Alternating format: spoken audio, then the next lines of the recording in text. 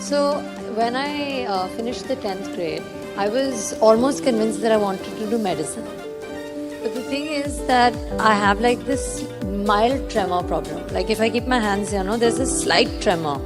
So I was like, okay, I can't do surgery, so let's not do this. Let's do law. So I decided to study law. So I did history and political science. But then in my last semester, my second last semester of college, I did an acting course. And I realized that as somebody that's loved studying, as somebody that till date loves reading, in a university like Columbia, in a city like New York, I did courses in every field. I did history, I did political science, I did chemistry, I did math, I did economics, I did literature, I did philosophy. I did courses in so many different things and enjoyed each and every one of them. But the rush I felt when I did theatre on stage, I've never felt like that. And that's when I knew what I'd known since I was a child. Because since I was 4, acting has been a dream. But then I got distracted because A, I was really fat, and B, I was really nerdy. I was very, very large. I was like 96 kgs, and of course I needed to lose weight for important reasons because I had PCOD. I still do. And I think that it was important for me to kind of get in shape also because it's like, keeps you healthier, and that's important. I absolutely love studying. So I used to really enjoy sciences. So till the 10th class, I had a blast doing sciences. In fact, I kind of topped the world in science. I don't mean to be funny, but I got 100% in my chemistry, physics and biology boards in the 10th grade. But I've always been like a historian by nature. I mean, I can read history books like right now. Like even in my van when I'm waiting for like a shot, there are like history books lying around. I actually studied at a school called Besson Montessori School. And my parents were very keen that I get admission in that school. So they called the headmaster and they said, we have this really studious daughter and it'll be, really good for her and please do consider her. And I actually was on the phone with the headmaster because she wanted to kind of hear me out and this, that and the other, and I took the phone and I went, Damadam mast kalandar, Ali da pehla number. And I think that's how I got admission into the schools. But I was also very studious. So I've actually studied at Columbia University and I have a degree in history and political science. My mother is like the flag bearer of humility, I feel. She so believes in putting your head down and letting your work speak for yourself. I was not allowed to go to Diwali parties and, filmy places till I truly, in her words, have earned it. So I never really had much exposure to Bollywood at all. So I actually don't really think that I come from a family of stars. I also don't look at myself as a star. My father inculcated in me very early in life. He said that education is of prime importance. But more than that, I think to find your own place in any institution is the most important.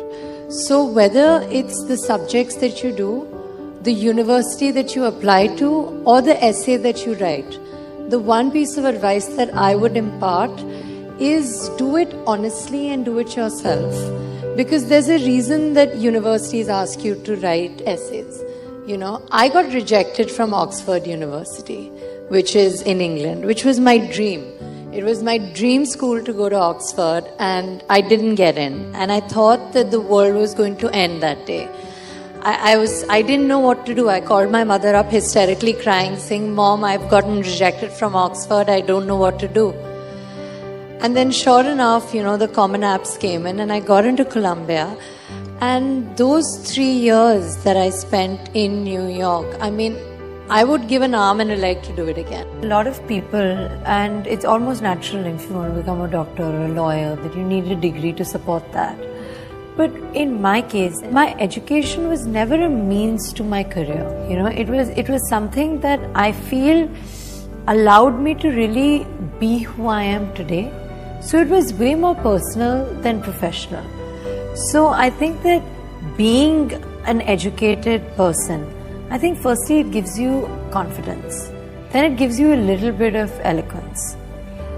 It also teaches you how to live on your own, which is very, very important, because I come from a house where my mum is so protective, and she's not a smotherer, but she's a single mother, you know, and a very good one, because she's never ever, I don't even know how she's done it, but she's never ever let me feel like there's anything in this world that I could want and not have.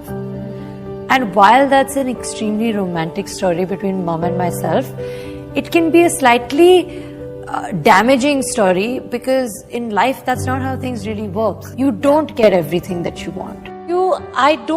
You know, people have used words like burden, pressure, all of that, but I don't really believe in that. I think that, you know, you're as burdened as you want to be, and you take as much pressure as you want to. You know, of course, I'm aware, acutely aware, that I come from a film background, and therefore the scrutiny or the attention that I have received has been more than it would be otherwise. But I don't necessarily look at that as a burden, because if I do, then I will be stiff and I won't be able to perform. What is it about acting that excites you?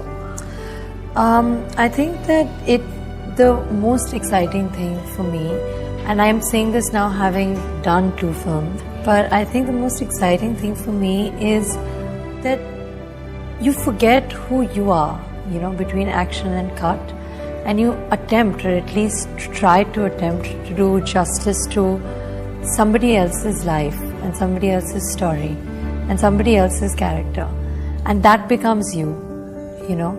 And by doing that, I think that this profession allows us to live so many different lives and so many different experiences that we wouldn't have on our own, which is why we, you know, make films. We do things that are not necessarily real and not necessarily common.